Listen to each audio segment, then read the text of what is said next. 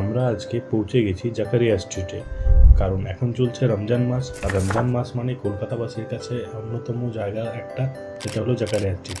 ঢুকেই আমরা মহব্বতের শরবতে বললাম খাওয়ার জন্য, যেটা তো অতটাও ভালো ছিল না, জাস্ট গরমটা ছিল বলে খেতে ভালো লাগছিল।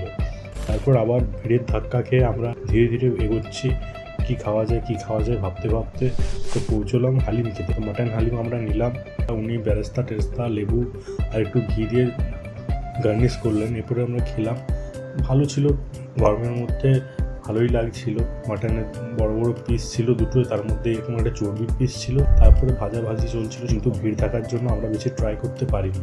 তারপরে দিল্লি 6 বা তাসকিনের দিকে আমরা গিয়েছিলাম, কিন্তু তাসকিনে প্রচুর ভিড় ছিল। তারপর বাইরে নানা ধরনের আইটেম ছিল, যা দেখে জিভ থেকে তো পড়ছিল জল, কিন্তু আমরা পাইনি কোনো ফল, কারণ হচ্ছে প্রচুর ভিড়। যে লাস্ট এই মেট্রো করে ফিরে আসলাম।